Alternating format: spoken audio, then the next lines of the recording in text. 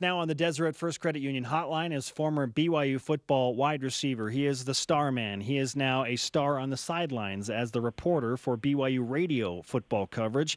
Mitchell Juergens back on the show. Mitchell, welcome back to BYU Sports Nation. Thanks. Yeah, it's good to be here. Okay, so I'm recalling what happened in the year 2013 when you were a rostered player, Mitchell. BYU went to Utah State in Logan, I believe with a record of 2-2 or 3-2, and I called it at that juncture an extremely important game for what BYU did the rest of the season and that chase down of national relevance in the form of a ranking. Well, BYU took care of business at Utah State and then proceeded to win a few more, including a barn burner against Houston. And then all of a sudden the Cougars were 6-2 after beating Boise State, and it was like, all right, BYU's back in the conversation. I look at this year's schedule with where the Utah State game is and what BYU has recently done. I feel like it's very, very, very similar to what you experienced in 2013. How do you see the importance of this game? Yeah, every Utah State game is important. When it, especially for this season, it kicks off the in-state rivalries. One of Kalani's big pushes for the season is winning the state. And so that starts with a chance this weekend against Utah State. And, it means a lot. This game, we play for the wagon wheel, and it's not in our possession, so you got to get it back. So it means a lot. It means a lot for the season. And it's, now, I'm not a player, and for me it means a lot because I work with some guys that go to Utah State, and the last thing I want is, them to be able to run their mouths and talk about, the Utah State just beat BYU. So they're going to do that anyway, Mitchell. They're going to run their mouth anyway. So I gotta be prepared for, a victory so I can enjoy, kind of walk confidently in the office. BYU is a 2.5-point favorite in this game. The Cougars were ranked 20th last week before the Washington game, which was an abomination and perhaps the low point of the season when all is said and done. Hopefully that's the worst it gets, right? But the question is, how good is Utah State, Mitchell? Because they played Michigan State really tough on the road and then haven't played strong competition 2 weeks ago and 1 week ago. And then, Air Force was a good team. But it's hard to know how good Utah State is. So what do you think? Regardless of the opponents that they've played, they're a good team and they know how to score points. And that's, I guess we'll find out when they face BYU this weekend. But, you look at the points that they've put up, the least amount of points that they've scored is against Michigan State, and they scored 31 points. If you average 31 points in a season, you're going to have a winning record. You're going to be a good team because, that's what it takes to – you put up 31 points, you should expect to win a lot of games. And so regardless of the opponents that they've played, this team has an offense that knows how to move the ball, get first downs, convert on third downs, and put the ball in the end zone. And so I think this team is very good. And regardless of the record that BYU and Utah State have had in the past, 50 years where BYU has kind of proves to be the more dominant team, I kind of look at this matchup as saying it's a toss-up, and if BYU doesn't come out strong, Utah State can surprise some people. BYU football radio sideline reporter and analyst Mitchell Juergens with us on BYU Sports Nation. What kind of impact would it be for BYU to have Dayan Gawoliku and Zane Anderson back defensively for this matchup against the Aggies? It'd be a huge impact. When I look at the BYU defense, I look at four guys who they run the defense. They make the most game-changing plays, and two of those guys, along with Corbin Kafusi and Sione Takitaki, are Zane and Dayan. These guys, they lead the defense, and when they're on the field, I think collectively as a team, BYU feels better about it. They know that their studs are on the field. They're going to make plays when, they're backed up, maybe against in their own territory. They can count on those guys to rally the team and get things going. And so I think, it would be huge to have those guys back on the field, not only for their playmaking ability, but I think overall for the confidence of the team and just feeling like they've got the guys in place to make big plays and they'll be ready to go. So I think it means a lot. Yeah, and we'll see if they can actually go this week. That'd be great. Statistically, the offense does not have good numbers. They're bottom 30 in every relevant offensive statistical category, yards per play and points and yards and pass yards and rush yards and whatnot.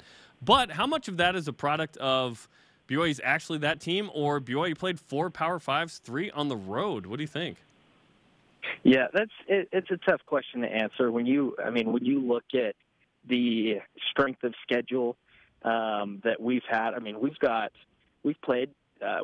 the toughest schedule, one of the toughest schedules in college football, and it is tough especially for an offense that had to learn a new scheme and is learning, all sorts of things with personnel groups, and it's just a different feel, different play calls, different formations with new players, and then you put that up against tough competition.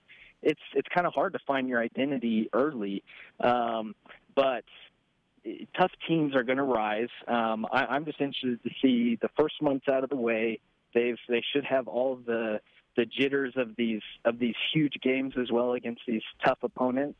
And so I'm just curious to see what kind of offense BYU turns into in this latter half of the season.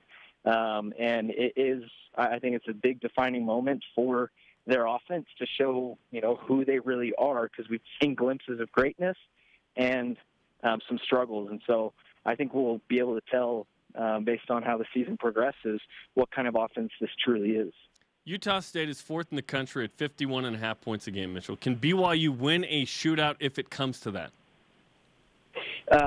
They definitely can, but they're going to have to find some things that haven't been present so far. To win shootouts, you've got to be able to throw the ball downfield, complete it, and make drives, or I guess make touchdown drives in less of a time frame, or I guess docking off less time on the clock that they've kind of been accustomed to, just grinding the football. And so they've got to identify which guys can make plays downfield. We've seen Matt Bushman make a couple plays, so I want to see them use those guys, use him even more. But then receivers are going to have to step up and say, hey, Tanner, you can throw me the ball downfield. I'm going to catch it. Let's go do that a couple times in a row. And so that's what it's going to take. I think they can do it, but they've got to identify the deep pass game, and receivers have to step up and make some plays. Mitchell Juergens, radio sideline analyst and insider for BYU Football, is with us on BYU Sports Nation. Why do you think the big difference is in play between the 2015 version of Tanner Mangum and the 2018 version of Tanner Mangum? And I know I'm speaking, in relation to statistics when I ask that question. Right. Well, number one, the offense is completely different. I think Tanner's asked to do different things this year than he was in 2015. When you go back and look at how the offense worked in 2015, we threw the ball deep a lot. That was part of the game plan. Was we had a lot of tall receivers that could go up and get it, and so they relied on that. Coach and I relied on that and allowed Tanner to just throw the ball downfield and expect those guys to make plays. And this year he hasn't been asked to do those things. I'd say it's a run first offense. And it's slower pace. They don't go as fast. And so when you also run, not as many plays as you would have in 2015, his stats are going to drop. And so I just think the way the offense is designed to run is different, and you're not going to see the stats that we've seen before from Tanner Mangum. But that doesn't necessarily mean that he's performing, at a lower level than he was in 2015. He's just asked to do different things and manage the game differently than he was before. Mitchell, we'll finish with this. When you look back on your experience against Utah State, what's your favorite play or memory in that rivalry? That's tough. I mean, every time you get to step on the field against those guys, it's great. In 2015, I think, we were up in Logan and it was snowing, and that was awesome. Playing in the snow and in the cold. Freezing. But I think the best, It was freezing. But the best memory, I'd say, was my senior year in 2016. It was senior night, and so that was the last time I actually stepped foot as a player at LaVell Edwards Stadium. We were in the blackouts. So it was a great memory, just going out against an in-state rival, and we won that game. And so it was, there's a lot of good memories with Utah State, but I'd say that one was the most special. Mitchell, it's always great to talk to you, man. We appreciate the time amidst your busy schedule and look forward to a great game on Friday night. Hey, thanks so much. You got it. Mitchell Juergens on the Deseret First Credit Union Hotline. Deseret First, your values, your timeline, your financial future.